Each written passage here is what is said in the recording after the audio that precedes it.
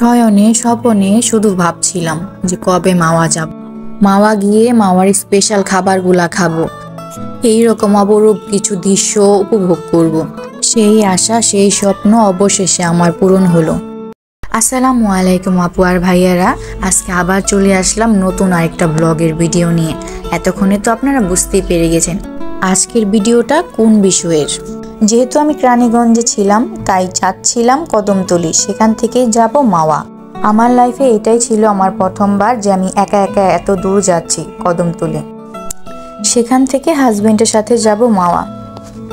যেহেতু বাইকে করে গিয়েছিলাম তাই আর রাস্তার কোনো ভিডিও করা হয়নি, জাস্ট কদমতলী যাওয়ার আগে কিছু ভিডিও করে নিয়েছিলাম। আর এই তো ঘাটে যাওয়ার আগে এরকম রাস্তার দুই পাশে মেলার মতো কিছু বসেছিল, বাচ্চাদের খেলনা, পানিপুরি, বেলপুরি, ফুচকা আরও অনেক কিছু। অল্প কিছুক্ষণ হাঁটার পরেই আমরা চলে আসলাম মাওয়া ঘাটে। মাশাআল্লাহ, এত সুন্দর একটা ভিউ দেখছিলাম, আমার চোখ মন প্রাণ সব জড়িয়ে যাচ্ছিল। সূর্যটা একদম ডোবা ডোবা অবস্থায় ছিল। আমরা সেখানে পৌঁছানোর কিছু সময় মধ্যেই সূর্যটা ডুবে গিয়েছিল। যদিও সূর্যের এত সুন্দর দৃশ্যটার সাথে কোনো ছবি তুলতে পারিনি, তবু মনে একটা সান্ত্বনা তো দিতে পারবো যে এত সুন্দর দৃশ্যের সাক্ষী হয়েছিলাম একবার।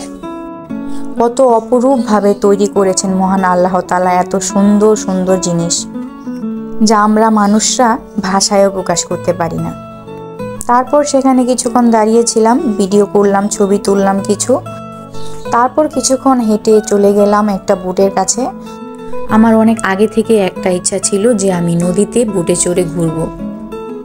যেহেতু সুযোগ একবার পেয়েছি তাহলে সেই সুযোগটা কি হাতছাড়া করা যায়, তাই চলে গেলাম বোটে।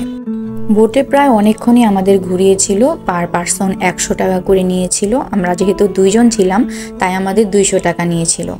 আসলে ভিডিওটা ডিসেম্বর মাসে করা, আমরা ডিসেম্বর মাসে গিয়েছিলাম, তখন এত শীত ছিল বলার মতো না। বোটে ওঠার পরও এত কাঁপছিলাম, 2টা করে সোয়েটার পরে গিয়েছিলাম, তারপরও ঠান্ডা কন্ট্রোল হচ্ছিল না, এত ঠান্ডা লাগছিল। আর আসার সময় বাইকে তো 2 জনের অবস্থা কাহিল, এত ঠান্ডা, শুধু 2 জন কাঁপছিলাম, শুধু ভয় পাচ্ছিলাম আর ভাবছিলাম কখন বাসায় যাব। কিন্তু যখন বাসায় চলে আসলাম তখন ভাবছিলাম একটু কষ্ট হলেও এত সুন্দর দৃশ্যের যে সাক্ষী হতে পেরেছিলাম তাই অনেক, আমাদের কষ্ট সার্থক।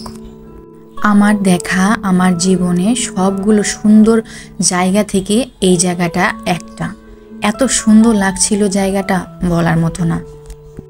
একবারের জন্য এই দৃশ্যটা দেখলে মনে হচ্ছিল যে আমরা যেন কোনো মুভি বা টিভিতে কোনো সিন দেখছি। অবশ্যই এই সিনটা দেখার পর একবার হলেও মাশাআল্লাহ বলবেন, আল্লাহর সৃষ্টি কত সুন্দর, তাই না? কত অপরূপ দেখতে লাগছিল এই সিনটা। আমি কখনোই এই সিনটার কথা ভুলতে পারবো না, এত আমার মনের ভেতর গেঁথে গেছে এই সিনটা। তারপর বোট থেকে নেমে চলে গিয়েছিলাম ইলিশ মাছের সন্ধানে। মানে মাওয়া আসছি আর ইলিশ মাছ দিয়ে ভাত খাবো না, তা কি করে হয়। তারপর অনেক খোঁজাখুঁজি করে নিজেদের আন্দাজে, মানে আমাদের 2 জনের পরিমাণে একটা ছোট দেখে ইলিশ মাছ নিলাম, যাতে আমরা খেয়ে শেষ করতে পারি। তারপর আমরা দাঁড়িয়ে দাঁড়িয়ে ওনাদের মাছ কাটা দেখছিলাম, মাছ ভাজা দেখছিলাম, কিভাবে ভর্তা বানায় ইলিশ মাছের লেজের, সেই রেসিপিটাও দেখে নিলাম। যদিও আমি ইউটিউবে অনেকভাবেই দেখেছি, কিন্তু ওনাদের রেসিপিটা আমার একদমই ভিন্ন মনে হয়েছে। আর তেলের পরিমাণটা অনেক বেশি দিয়েছিল, যদিও আমরা পরে কাট করে রেখেছিলাম যাতে তেলটা সরে যায়। তারপরও মাশাআল্লাহ খেতে সবগুলাই অনেক মজা ছিল। এটা ছিল পেঁয়াজের ভর্তা, সাথে পাতলা ডালও নিয়েছিলাম, ডালটাও ভালোই ছিল। আর এটা ছিল সেই রেস্টুরেন্টটা যেটাতে আমরা খেতে গিয়েছিলাম। খাওয়া দাওয়া শেষ করে আর লেট করিনি, বাসার উদ্দেশ্যে রওনা দিয়ে দিয়েছিলাম।